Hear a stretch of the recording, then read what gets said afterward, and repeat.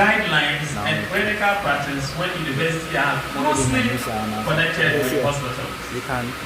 And that is exactly what we are trying to push across. Because we have the capacity. If you come to the university, all the research in the world, we have done some.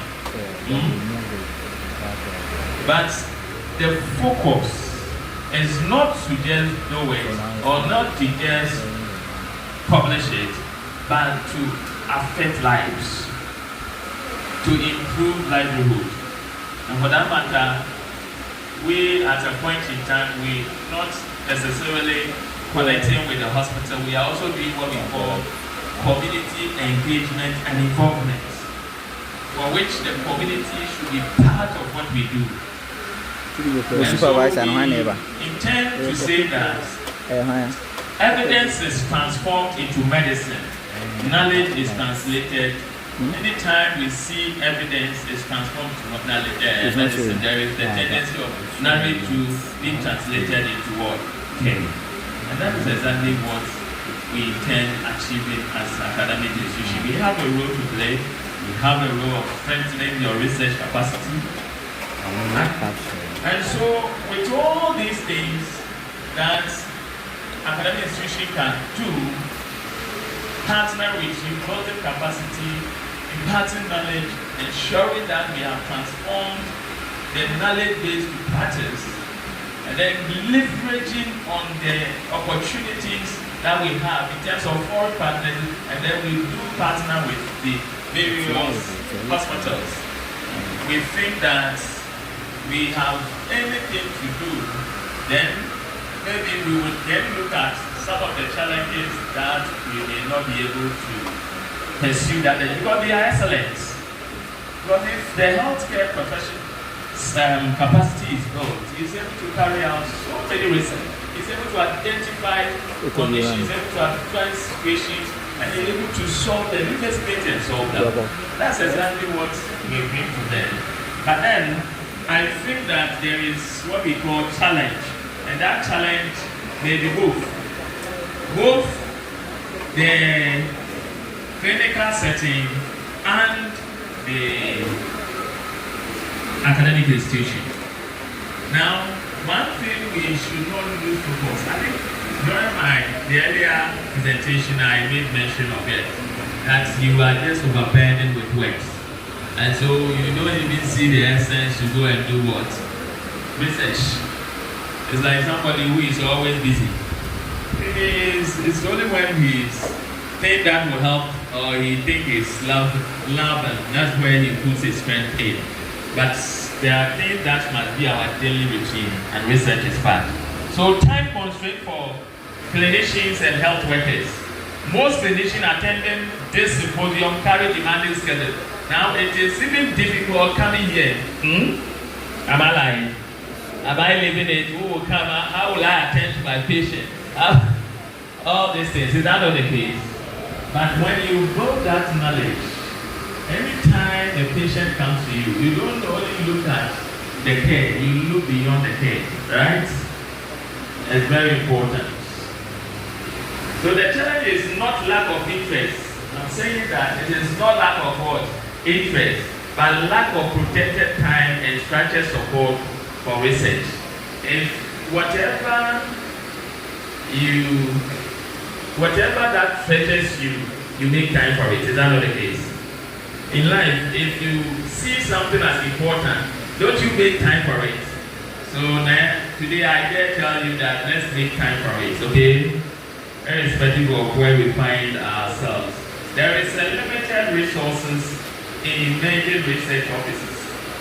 And in fact, in terms of personalities, in terms of the equipment we need to deliver, it is not easy. But I'm saying that a uniform hospital research office may struggle with staffing. Perhaps, I don't know for Berekum, sometimes it becomes difficult. Last week I was at Peking Training College. I was doing a kind of research workshop and grantmanship there. And that was a challenge. Even to set up the research office. And again, somebody thinks that if you give him that portfolio or her portfolio, then what becomes of him is an additional responsibility. Now that you are looking at promotion here and there, and so he too wants to concentrate and do that kind of thing. So you lack sometimes resources. You lack them. And who is ready to champion the cause? I believe that Berekum is not like that. They have the resources, right?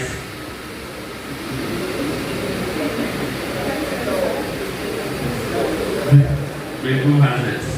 And I know, as for I've known your medical director, I know he's up to the task. And he has provided everything through the administrator. Okay.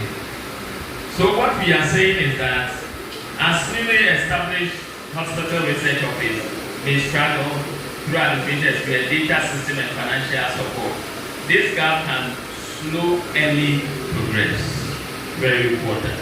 Now, what I want you also to understand is that we can also have what we call gaps in methodological capacity. Many clinicians or health workers desire to research but lack training in biostatistics, qualitative method, proposal crafting, or manuscript writing. So in due time, once you have the research of this, I believe that you need to give that support. So whenever training programs are organized, we will come in our numbers, learn, and build our capacity. There is what we call re-institutional linkages. You see,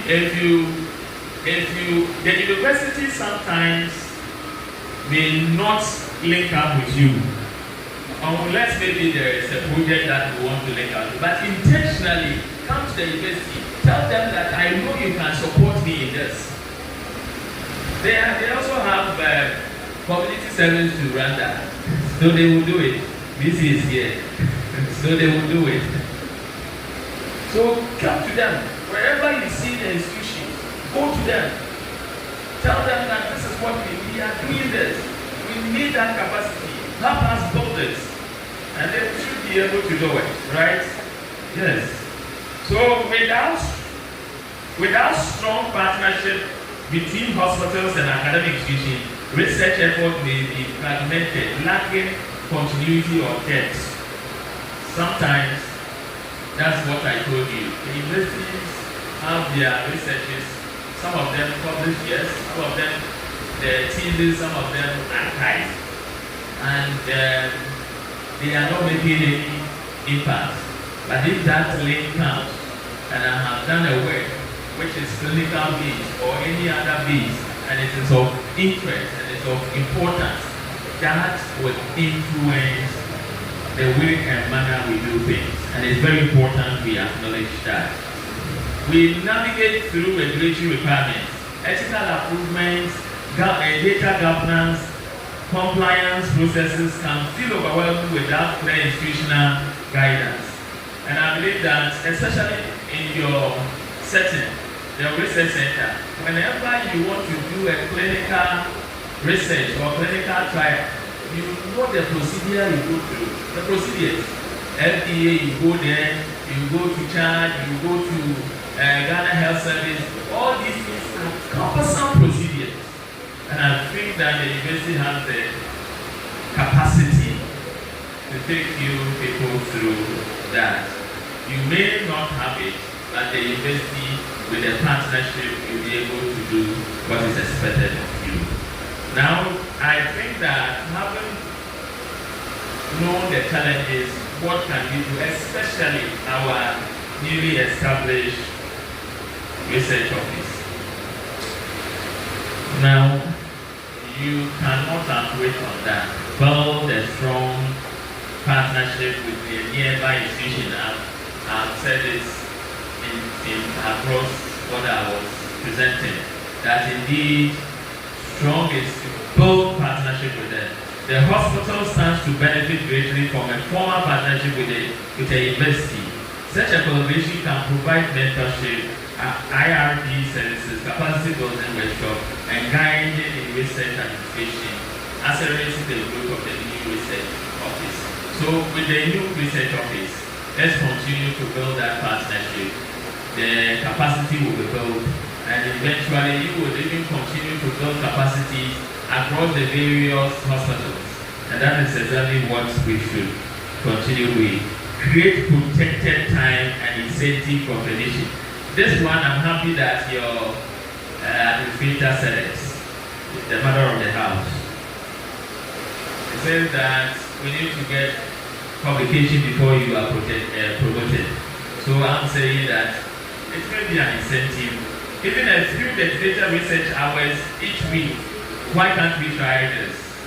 2 hours, you do kind of research, identify the problem, then you see how best you can resolve that problem.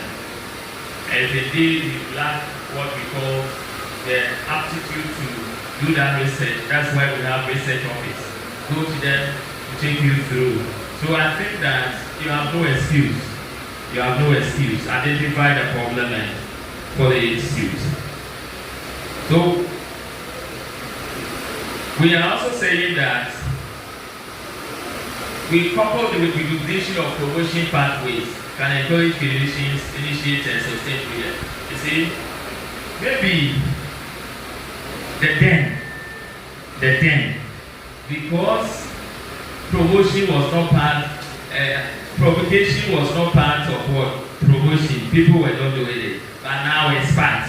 So maybe it will shift the interest, and that's exactly what we are saying. That is the way forward, and they have introduced it. I think I'm happy for that. Then I'm saying that invest gradually but intentional in research infrastructure. Now, start with the basics.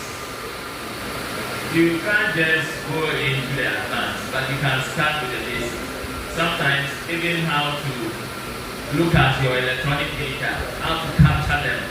It is capacity building. We develop that. So by the time you realize you have a lot of people, when it comes to capturing data, they have expertise. So start from the basics. Then you go with training programs and research coordinators. But when you do that, there's what we call the tiny investments are what lay foundation for long-term success. And it's very important that we acknowledge the basics and then move from there. The question is, since you have not started, how will you do it? It doesn't end at where you have not started, but it can be that you can conceive an idea. And when that idea is conceived, what you can do forward is to get some kind of support to develop it.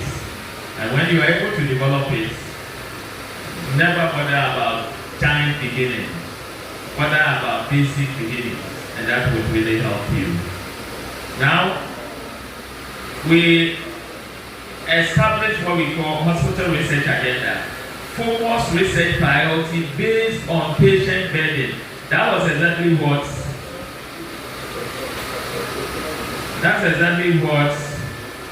the chairman said. The burden that is happening at your ward, let's see how we can resolve that. Maternal health, the non-communicable disease, infectious disease, child survival, emergency care. A clear agenda gives clinician vision and draws in outside partners. What we are saying is that if you have a peculiar challenge in your backyard, bring it out, expand it. You can do something small about it as a form of evidence. That will sell you to the international partners because you have really done something about what is going on.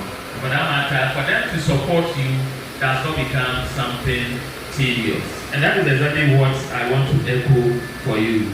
Then, again, develop a mentorship ecosystem. Pair early career clinicians or health workers with established researchers associated with the universities. If you can do that, it will also help you. Once you have some investigators, once you have early career researchers, make sure that the university you associate yourself, pair them up. Try and pair them so that the link will be there. The universities would channel kind of inflows, and then there will be back inflows, and that will be a contributing effect. Now, celebrate early wins. Celebrate early wins. I believe that when I was coming, I saw some posters displayed. These are achievements. We need to celebrate them. About how many? The posters, about how many? 18. It's a serious achievement. And the way you have started means that you will go higher and higher. And that's a great achievement. So each abstract, poster, small clinical audit is important. These initial successes bring momentum and motivate others. So when people see that you have done this, how did you do it? Then you also find out whether I can do it. And in all our places of work, let's start something. This, what we are seeing in Berekum should be an example for us. We need to also start something where we are. Now in conclusion, this hospital stands at the threshold of something remarkable, and that is what we are seeing here. With a newly established research office, a dedicated core of clinicians, and an open door to academic collaboration. The ground is well set for discovery. Academic institution provides structure. We are looking at providing that structure in terms of research outlay, mentorship, and depth of education. We need to impart knowledge, because our three basic rule is to impart knowledge, do research, and do community service. And that's exactly what we want to give out. Hospitals bring the living reality of patient care. So whilst we try to bring the structure, we try to mentor, we try to give you depth of education, the hospitals are also ready to now let you understand the living reality of what? Patient care. And this becomes the fertile ground on which questions get asked and answers what matter. And so when these two things, two of them, the hospitals, the institutions, we go hand in hand. Research becomes no more a distance aspiration, but a daily what? Rhythm. We talk about it, we do it, we speak research. The one that strengthens evidence-based care, drives innovation, and ultimately bring healing to community we serve. May we go on weaving our strength together into a future in which research is not an extra waste. I repeat, not an extra waste to be born, but a pathway towards hope and testimony of our dedication to the welfare of all human beings. Thank you very much.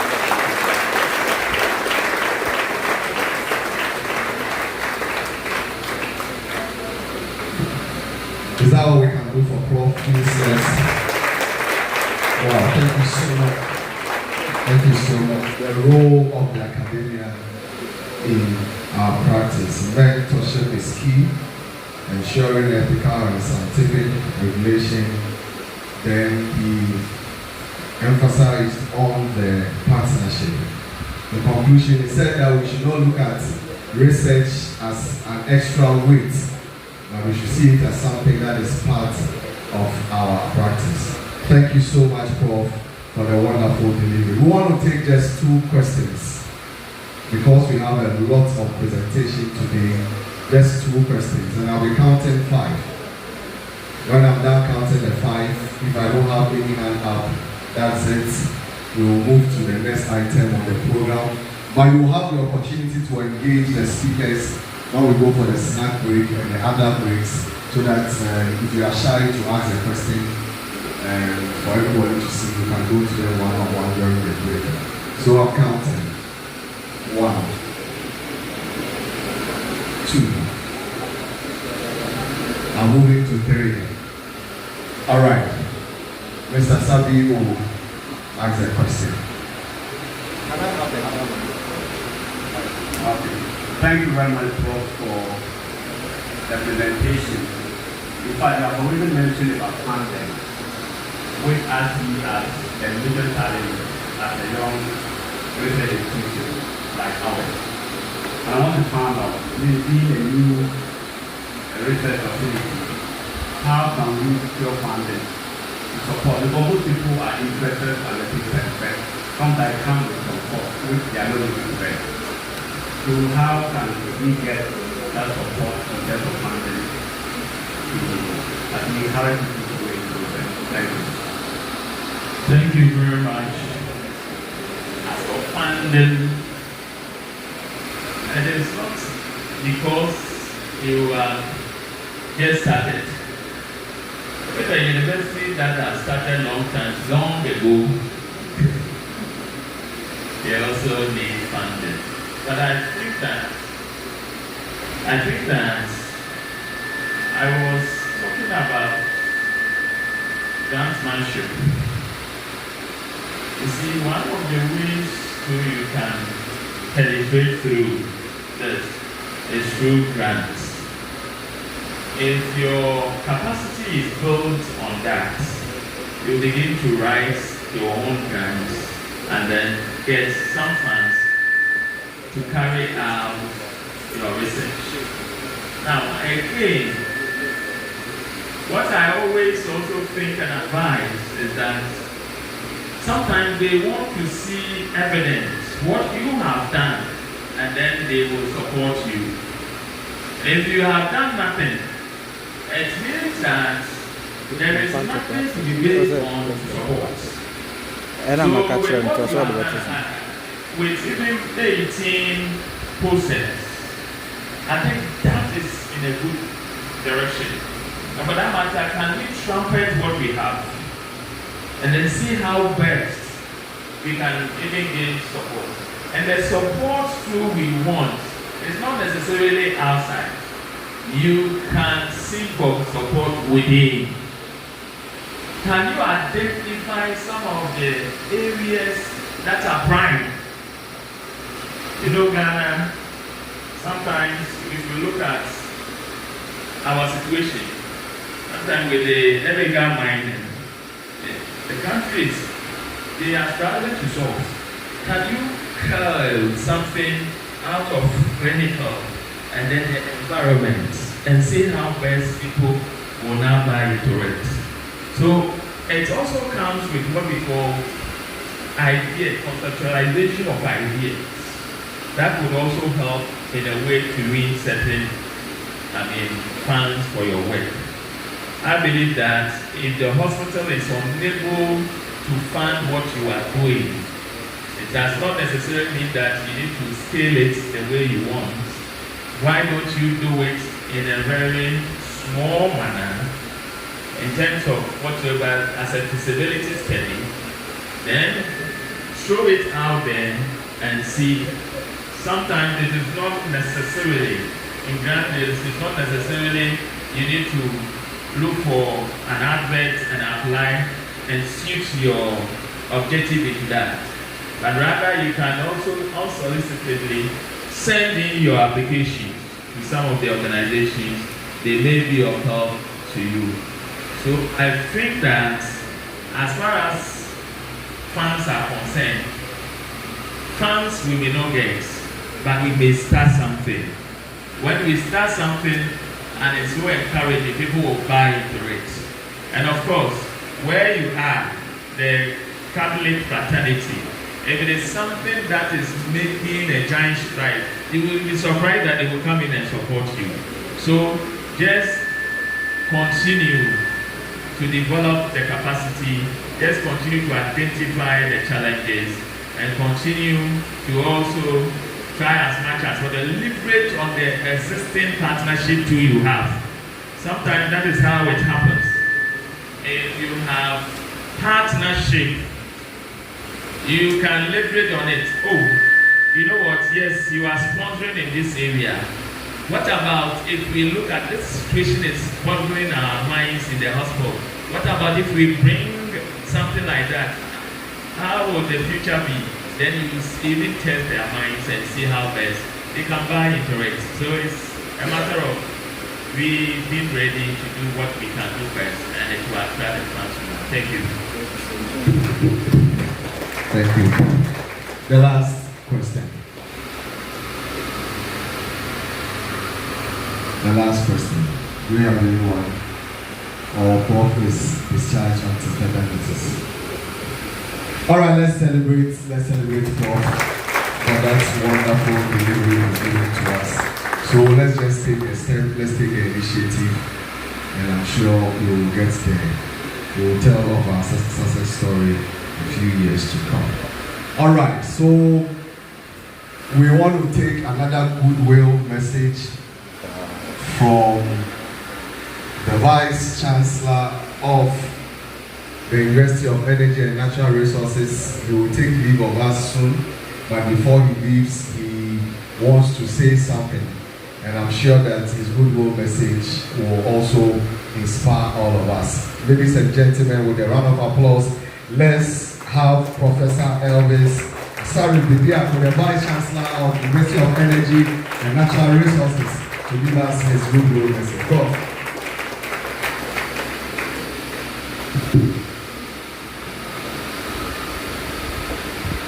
Chairman, the location, the director, and the administrator, and the management of Berekum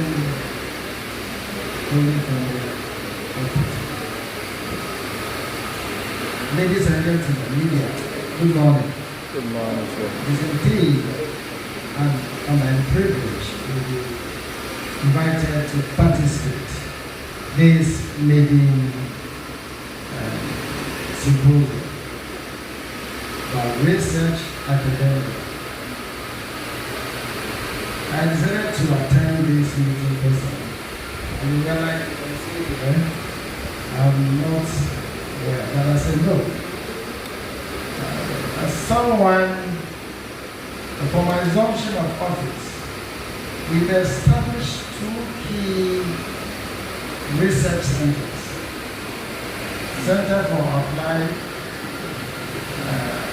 Research and Applied Biology, and then Center for Integrated Tropical Disease and One Health. That is pioneering research in health. I'm also happy to really learn about today's initiative. I want to commend you. Shall we give a clap?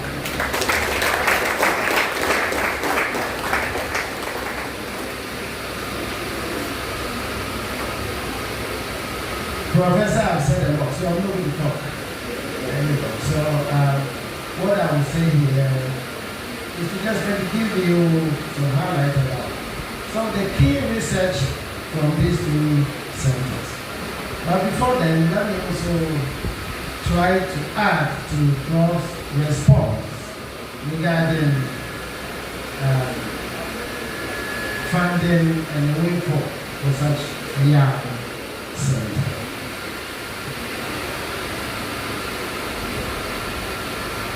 Professor Prof presentation mentioned collaboration. The fact is that you can't do it alone.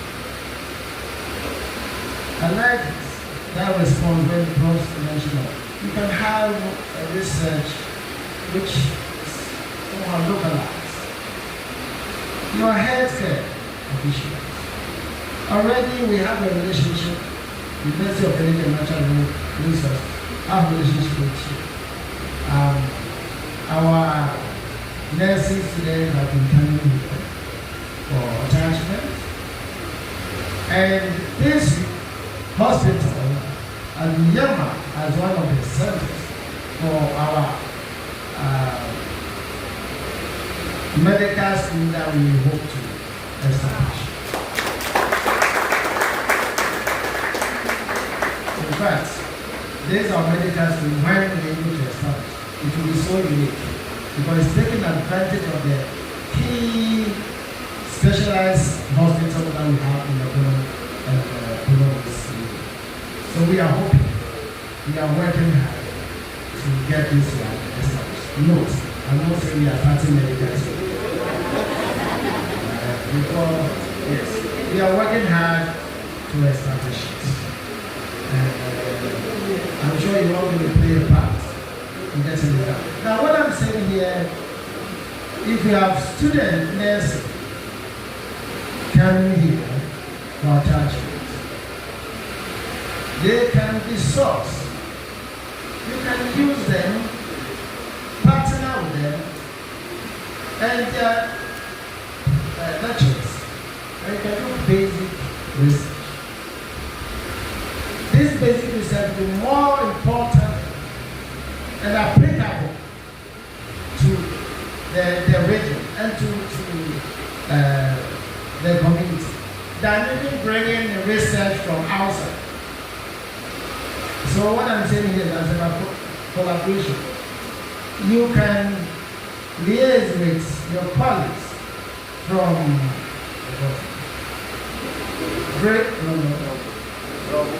Doma, you have Doma in Kumo Hospital, you have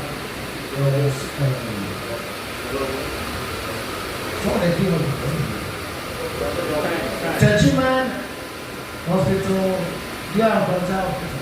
So you can just partner and work and look, just put up resources together. Don't try to do it alone. Don't try to do it alone. Throughout the term, you can have publication that's made up of authors, about 50 authors.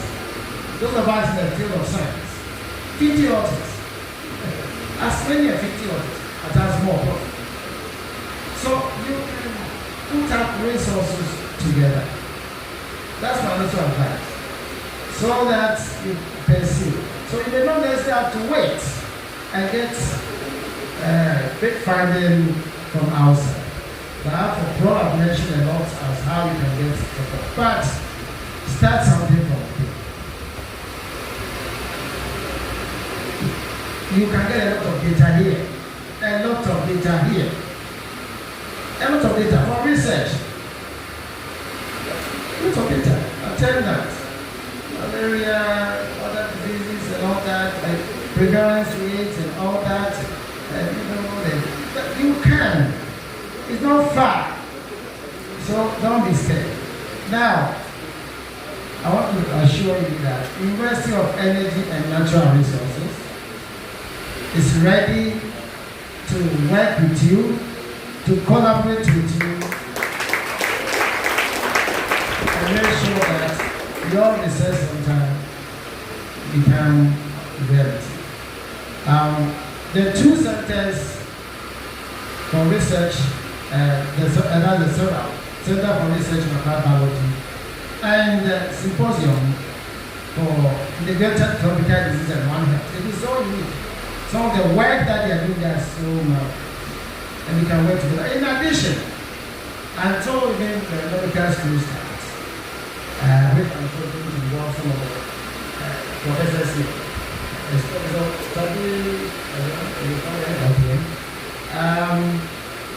You can still work with the lecturers and the nurses and then these two centers. So don't worry at all. Just let's have this kind of collaboration, and you can easily get your papers for publication. Because I'm sure that you need to publish before, and it's not difficult at all. It can easily be done. So the rest assured, University of Energy and Natural Resources stands with you, and we hope that together we can get there. It's all about, because service to mankind is service to humanity. Healthcare is collaborative. One person cannot do it. I was telling this just solidarity message. I'm not supposed to. But I just want to mention some few research that I've been doing on at one of their centers, Center for Research in Applied Biology. Some of the major health challenges we are addressing include non-communicable diseases, infectious diseases, antimicrobial resistance, and gaps in diagnostic capacity. One cornerstone initiative focused on human papillomavirus, that's HPV virus, the leading cause of cervical cancer deaths in Ghana, which account for over 3,000 new cases annually.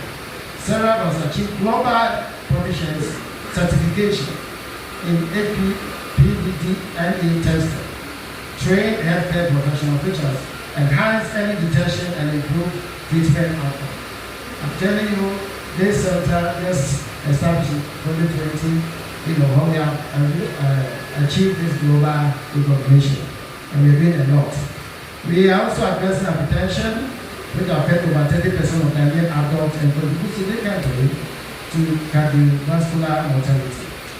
Now, in partnership with Ghana Health Service, and Johns Hopkins University, the center is implementing a 5-year National Institute of Health funded project to develop a national hypertension care protocol, incorporating improved diagnostics, patient monitoring, and evidence-based treatment strategies aimed at reducing death and improving care in Ghana and Nigeria. Additionally, the center is conducting vital research on assessment of antihelmintic drug efficacy on helminthiasis and schistosomiasis, funded by Royal Society of Tropical Medicine and Algeria. Despite mass drug administration in northern Volta and Pro regions, with reinfection and major drug resistance remaining critical challenge. The center aims to identify environmental hotspots, evaluate drug efficacy, and inform targeted intervention and sustainable control strategies to the Ghana Health Service.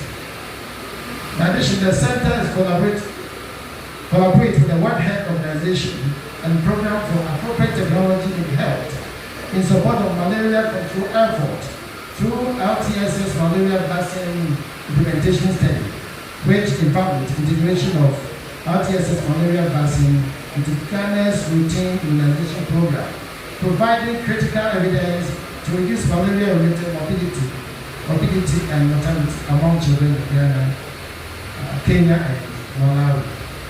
Let me mention another one.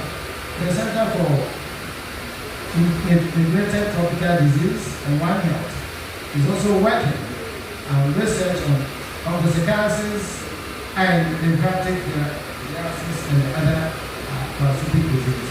As I said, this is just a 30 minutes, so I shouldn't go through that. But just to let you know that we are also addressing your concern, and we're ever ready, we can be ready to support you. Therefore, I want to thank you once again for this invitation and thank you for this great innovation. It tells you that leadership, this country is about leadership, and the leadership can take things right. And just as the lead earlier established within the first year of my 2 years, they would establish 2 sentences, which is making great impact. And I know that with this, sky is the limit. Long live Rotary Family Hospital, long live Berekum, long live Brown Region, long live University of Kenya, long live Ghana. Thank you very much.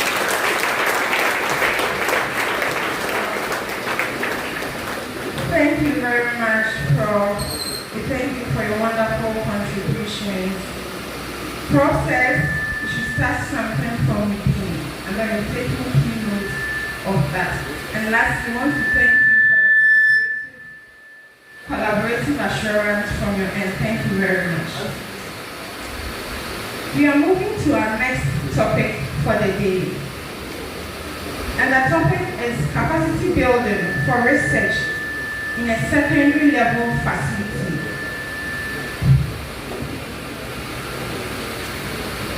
And to take us through the second presentation is Dr. Frank, Jennifer. A little stress on the Jennifer.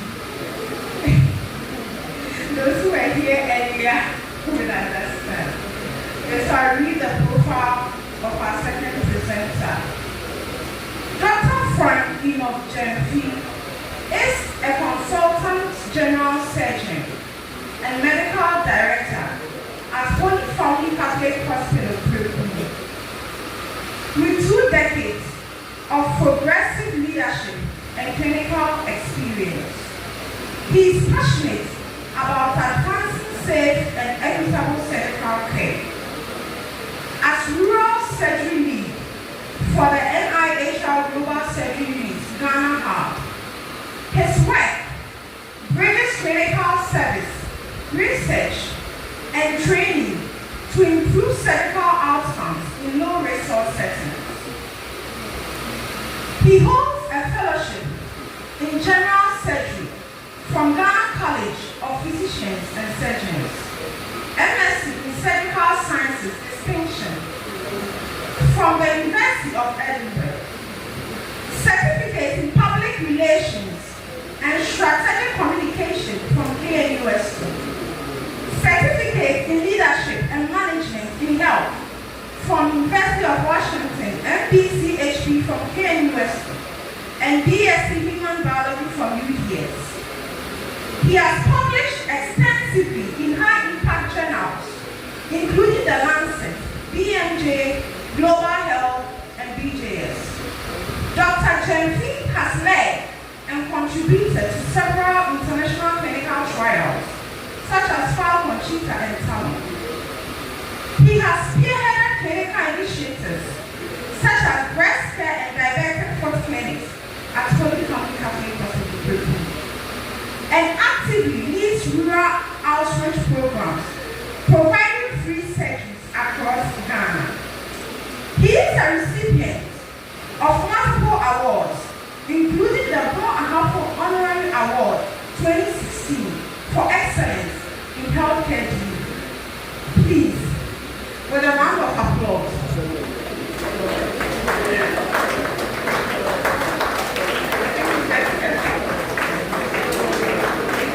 Please continue clapping. Let's welcome Dr. Frank Inokensi as he takes us to the second presentation.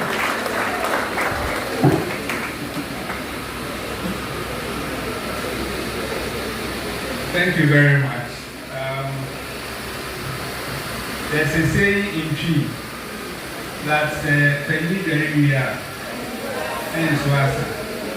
Professor Bomi, you know, Benjamin Kasa. What else can I add?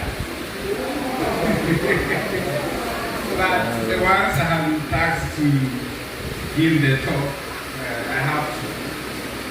I am expected to speak on capacity building in secondary level facilities. And we know we are a secondary level facility. We have ventured into research. There are other hospitals like ours, and they probably would want to go. How do they go about it? And then for us who have already started, how do we sustain it? So I'll try and make it brief, because a number of the things I'm going to talk about have already been mentioned by the earlier speakers, so that we can also take our break. So please, if you are thinking of going to a break, don't worry. Very soon we will go for the break.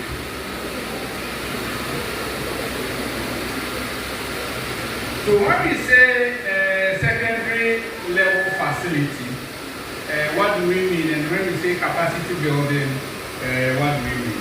So when it comes to healthcare, there are levels of the facilities that provide healthcare. We have the primary level, the secondary level, the tertiary level, and then the new one, the quaternary level. Yes. Unfortunately, as it stands, we are dealing with up to tertiary level for now. But when we talk of the quaternary level, there are the hospitals where you go, you get everything. There's not a single disease that cannot be treated in that hospital. Maybe some years to come we will get there. So this will be the outline of the presentation, and then we zoom in. As I said, okay, a little bit fast. So when we say a secondary level facility or secondary level hospital, it means that that hospital is able to provide outpatient services. The hospital is able to provide inpatient services, 24 hours emergency care. Please, somebody was going to say economy. This is emergency. 24 hours emergency care.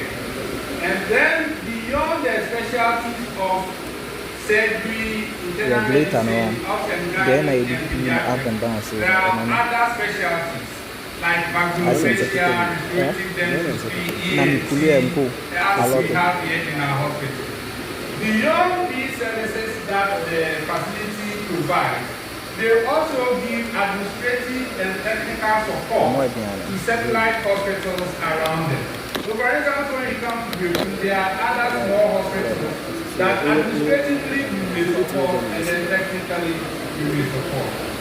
And then secondary level hospitals usually have between 100 to 500 bed capacity. So these are the characteristics of a secondary hospital. Now, what is capacity building? And I'm looking at the definition from the World Bank. The development of people and institutions to enable countries to meet development goals. So the development of people and what? Institutions. Now, this definition can be expanded. And then you can see that I have highlighted some key points that we need to understand. First, when we say capacity building, then we say that it is locally driven.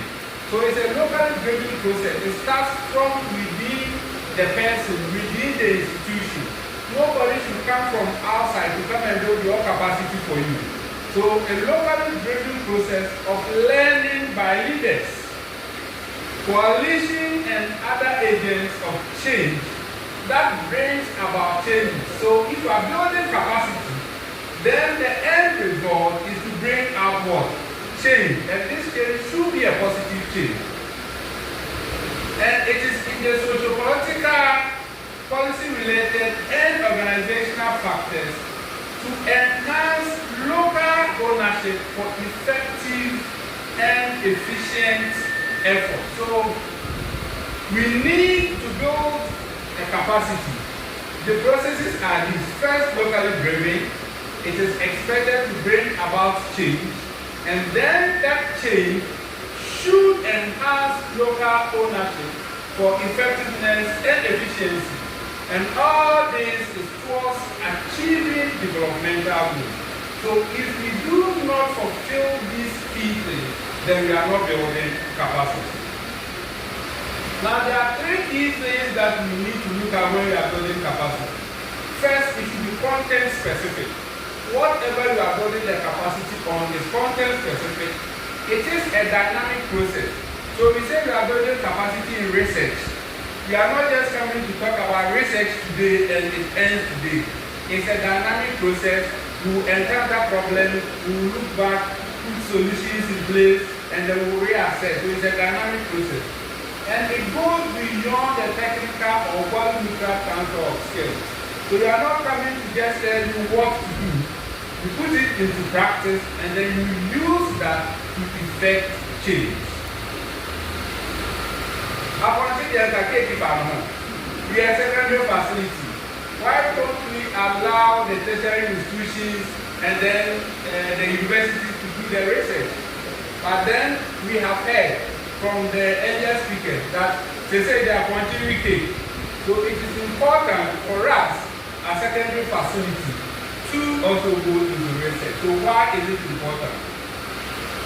Basically, when we come to work every day, there are a lot of frustrations we encounter. Problems with food infection, shortages of drugs, patients complaining that they are staying in the hospital for a long time and all that.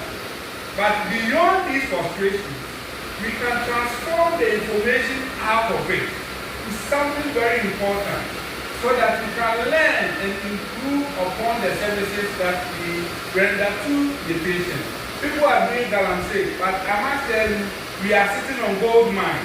Now, every work that you enter, you have a lot of data. In the last 1 week when we were trying to put the process together, we realized that we have so much data that in fact, if we want to make use of the data, I'm sure within the next 1 year, we could get as much as 20 publications here from the hospital alone.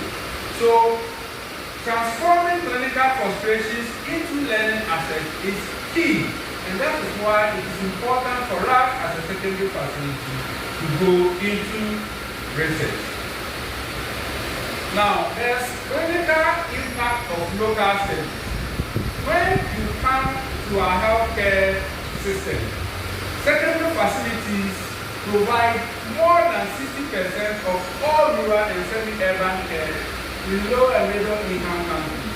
And therefore, if we are getting data from these facilities, then we are going to make huge contribution to the change that will come in the healthcare institutions or practice. Now, if you are able to generate our own data and you are able to interpret this data, it is said that it can reduce referral delays by as much as 20 to 35%. Because there are certain conditions, once you see them, you know that this is going to be the likely outcome. And this is what you must do. So if you cannot handle them immediately, you refer to the next level. Then it may optimize treatment. Just imagine somebody is in the UK and is talking about cellulitis. And is telling you that, okay, this is the antibiotic you use for cellulitis in the UK. But our people go to the farms with different soil composition, probably different organisms, they come with cellulitis, and we are expecting that we use the data from UK to influence what we do, which shouldn't be the case. So if we have our own data, then we can tell that this is the type of organism we isolate from patients with cellulitis, and this is the type of microbial agent that we can use, so that we can optimize treatment. And of course, inform budgets. Recently, we had patients on the ward, and we were giving them antibiotics for their condition, and they were not improving. So we decided to do a culture and sensitivity. And guess what we cultured? Chloramphenicol. And we know that this is a drug that for many, many years we are not using. Now everybody was focusing on ceftriaxone and Ricacin, what and what. Meanwhile, the organism was resistant to all these drugs. So if we had not done the culture and we were just basing on, oh, we know that Ricacin is effective, the patient probably was not going to do well. And therefore, if we have this information, then we will know what kind of things we purchase, how much we purchase. It becomes very important for us as an institution. Then for those of us who are in practice, we will no longer become bedside nurses and doctors. We can also contribute to the decision making through the data we present, so that we know that this is what we need as an institution from the data. And then management through that can make informed decisions. And apart from that, we can also get new streams of income. We write for grants. Imagine the hospital receiving $500,000 as a grant for a research. Then we have new streams of income coming in to us. And of course, we also get trained as leaders to handle solutions. Then priorities support. So active contributors to evidence that drive policy practice. So I mentioned earlier we are contributing to over 60% of the care. Now if we have the data can be used for decision locally. It will be fed into the national system and eventually to the global system. We mentioned earlier our partnership with Global Surgery Unit. And then we came out recently our flagship program with the Cheetah research, which was a trial to determine whether the change of gloves and instrument at the end of surgery before closing the fascia can have any impact on surgical site infection. Then it came out that if you change gloves before you close the fascia, you can reduce surgical site infection by as much as 13%. And this has become the new trend. Now this presentation was actually led by DSU at Geneva to tell the whole world that this is the new trend. Change gloves, change your instrument before you close up. And guess what? Only Family Catholic Hospital contributed to that data. So we are not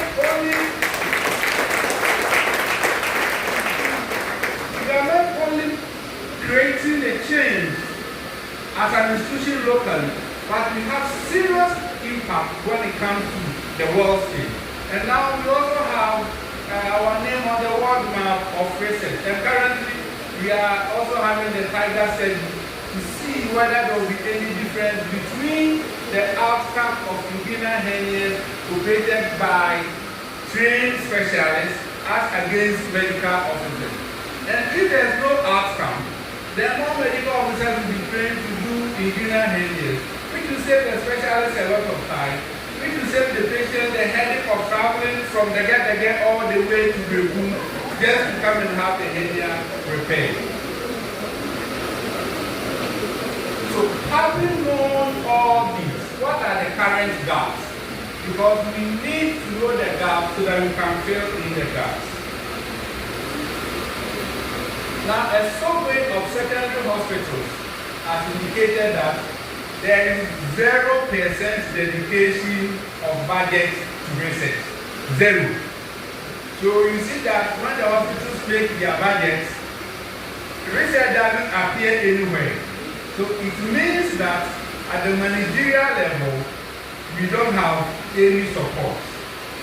Apart from that, only 7% of clinicians are trained in research methods. We were having a discussion about research methods and we said, well, this one we are going to do a double-blinded study. And the person was like, hey, then the private community or murder is study. So we need to train people on the methods. And then only 18% of staff are trained in statistics.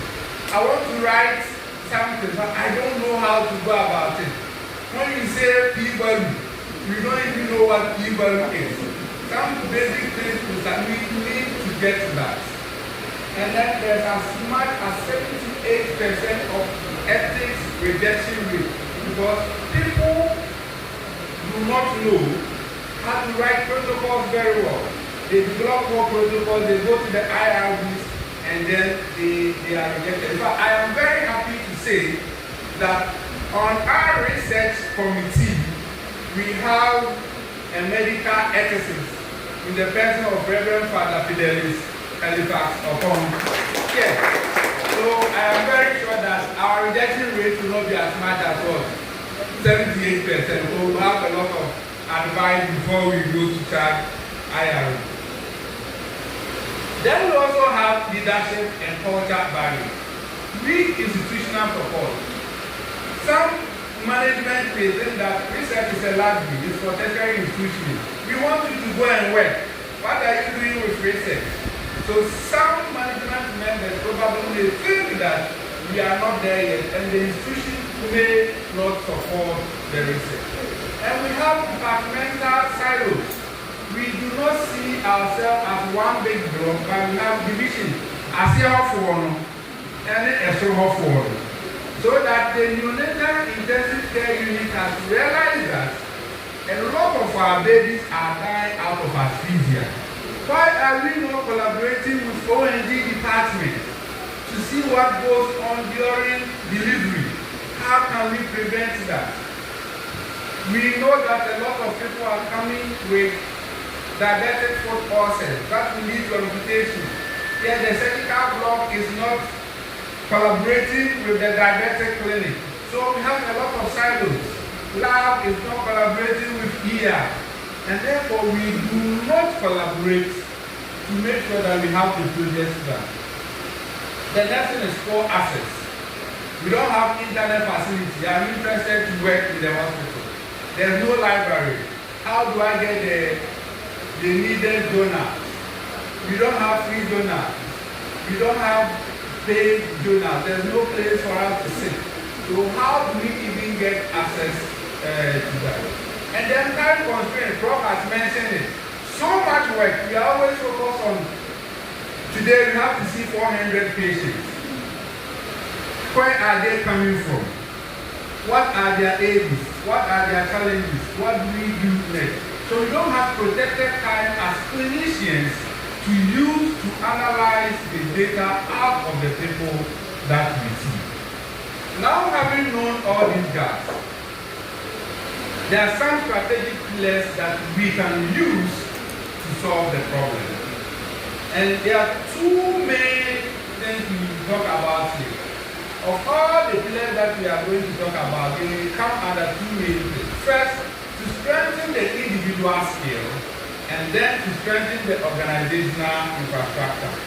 So you as an individual, you have to get trained. And then once you are trained, the facilities you have the structures well in place to allow you to use the skill that you have acquired. So the first pillar is governance and institutional strengthening. If you are a secondary facility and you wish to go into research, as mentioned earlier, you need a hospital research and ethics committee. You need to get that established. It's not a library. Then you need a research unit. It is not a person. It is a unit where people can go and have discussion, where all research activities within the facility are cataloged, where they can be followed up. So you need a unit. And then there should be a policy guiding research in the facility. People shouldn't just come in and start collecting data because they want to do research. They have to be guided. Who needs to get ethical clearance? And then where do they go? Who should lead the process? That should be guided by a policy. Then there should be a budget for research.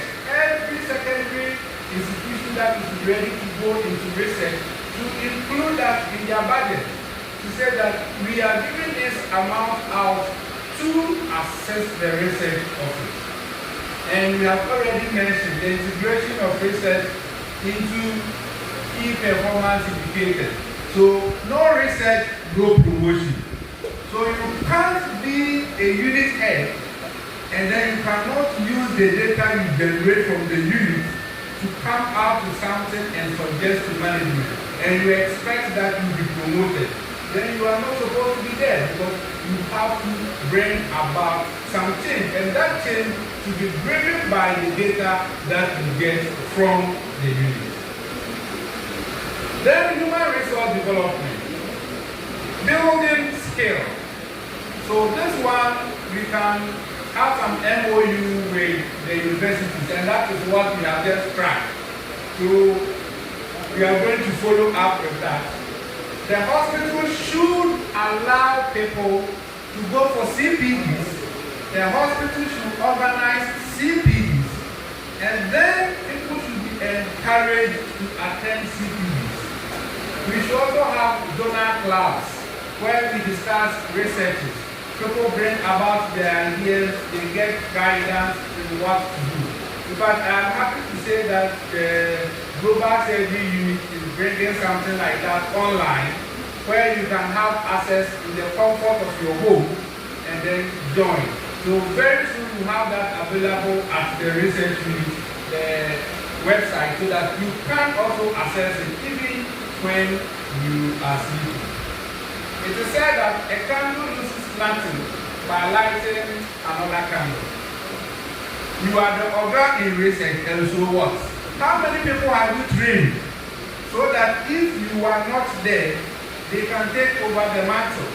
So if you are good in research, you should mentor the young ones, encourage the young ones, pull them, tag them along so that they also get encouraged to do research. So apart from getting the resources for the people, you should also mentor them. And in-house workshops is okay for mentorship. Then you can also have peer-to-peer mentorship. Pairing novices with those who are already in the system, who are published, so that they can encourage them. Then we can have the links with the university, so that from time to time they can also help us start photos, join us in the discussions that we have. And by so doing, we can bring out more people into research. Infrastructure and resources, we said that again and again and again. So we need internet access. Then you need a data manager. And you need policy on data management. And that is key. And I'm also happy to say that we have a data manager, trained, certified data manager in the hospital. The issue of funding came up.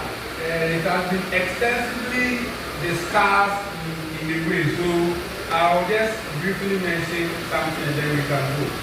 Now research has also shown, research producing research, that if we give people internal seed grants, then they are allowed to publish. Within a year, they get much higher grants for the hospital. So for instance, we can decide as an institution that we have $2,000 as a grant. Write your proposal for that grant.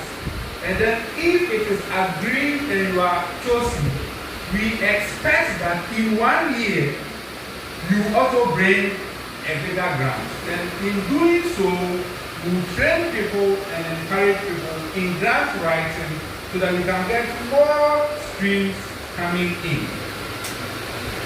External partnerships with the universities, with other institutions, and then as Prof mentioned, we can form consortia.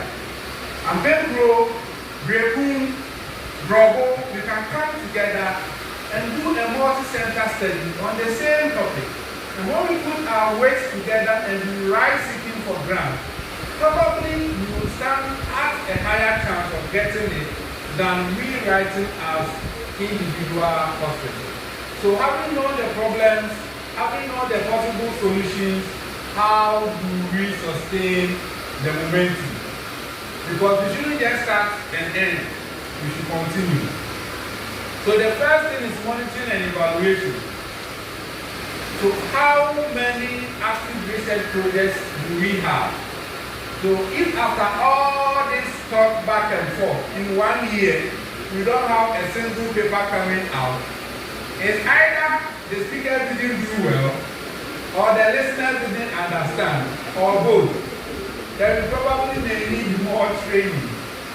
Okay, so we should be able to monitor the number of papers coming out, the number of staff who have been trained in research methods, and then integration of findings into the hospital.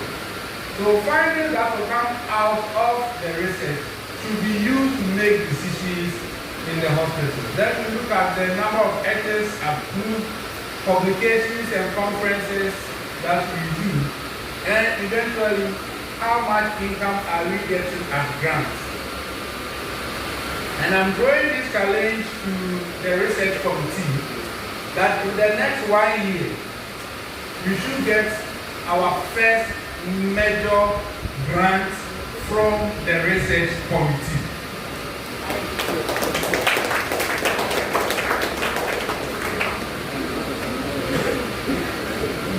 Then there should be culture change.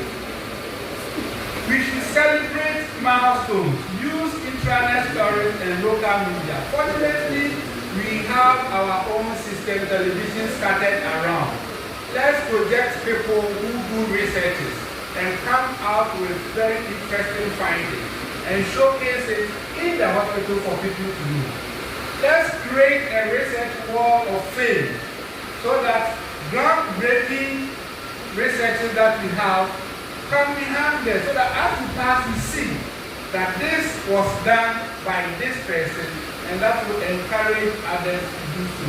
Let's involve patients in the presentation. We take data from them, the case reports that we do. Sometimes when we are doing the dissemination, let's involve them in the dissemination. And then embed research as the brand of the hospital. So now, we are not just a hospital that provides service, we are a hospital that also is into research. So, getting close, what are we supposed to do? What are the next steps? somebody is asking, I'm a young institution, I want to go into research, what do I do?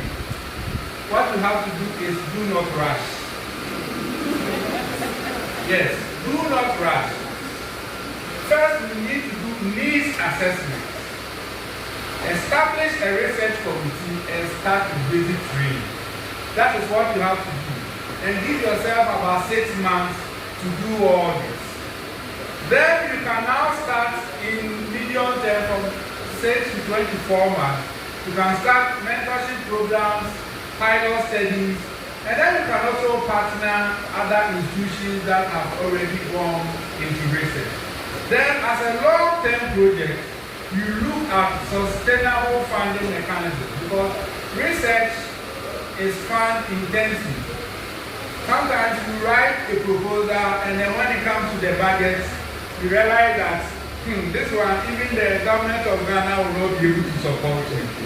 So if you don't get the needed funds, you will not be able to. And then also see how you do publication because the more you publish, the more you put the institution on the map. And then when you are going for grants, the less likely that you probably may get some resistance. So what is our role sitting here? Whether you are a clinician, whether you are an administrator, whether you are a student, whether you are a partner who was invited here, we all have different roles to play. Wherever we find ourselves, we work on data, we see data, we handle data. And if we come together, it is possible that we will be able to come up with something substantive. And those who are already into research, to tag the new ones along and help them develop. So, what is our take-home message for today? You should know that secondary hospitals are critical engines for health research. You are not just there to provide service. Building research requires leadership commitment, training and infrastructure, and therefore management should actively get involved in research. Collaboration accelerates growth and sustainability. And then lastly, secondary level facilities can become research active institutions. Thank you for your attention.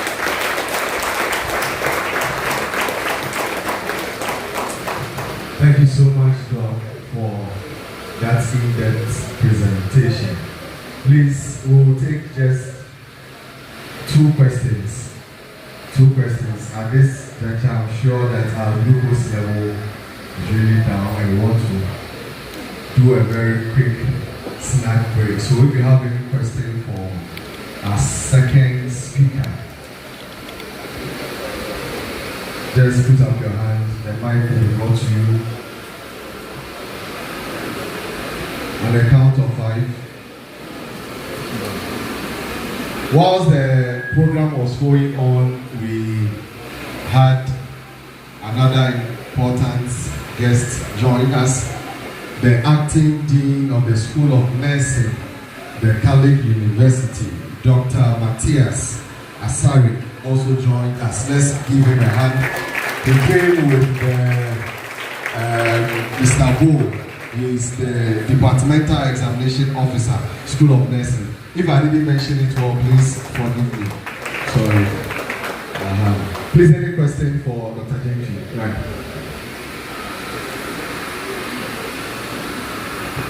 Thank you very much for the opportunity. From the staff's perspective, I want to know if this is going to be strictly tied to appraisals. Each time will be appraised for promotion. And if there will be any other opportunity for staff to be retrained, to equip them well, to set them up for the research, or this is just it, go and research and you are giving to just one mentor without any proper training. Thank you. Yeah, I'm promotion here. Allah.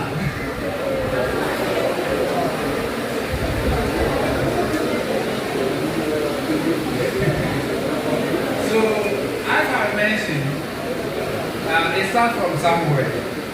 So we do the needs assessment, we realized that staff lack certain capacity in writing, methodology, even in developing the idea that I can transform this to a research. And therefore, for us to be able to insist that you need to do ABC, we at least should have given you the basic training. And therefore, there has to be workshop. And it shouldn't end there. You see, it is maintain and sustain, train and retrain. It's not just going to be an event. If you listen, we said that this is something that is ongoing. It is dynamic. And therefore, we as an institution, we have the mandate to do the training. And we need to do the organization, get the people who have the capacity to do that. It may not necessarily be from within the institution. We bring them from outside, organize the workshop, give them the basic training. Now that we have been able to do that, then we can insist. But unfortunately, when it comes to appraisal, you and I know how the appraisal is done. It is the staff who does the appraisal himself or herself, and then they in charge whoever we are going to assign. Yes, so that alone. But if we understand that it is something that will help us not just as an individual but as an institution, then we give our staff the needed training and we encourage them. We shouldn't use the need to publish before promotion as a form of punishment. But we should use that to encourage our staff so that we can develop our staff and then the institution as well.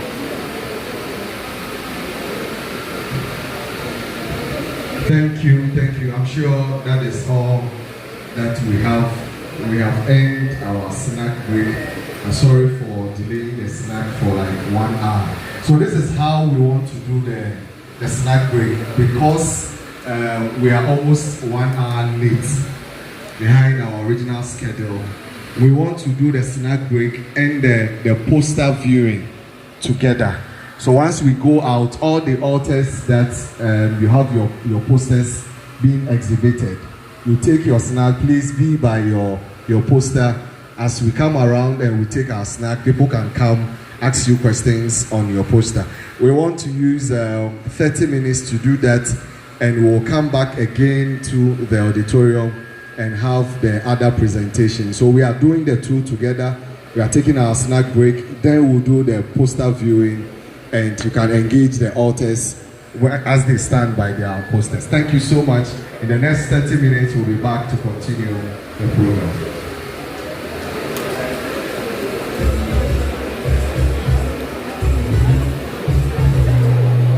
When the viewing, when they resume,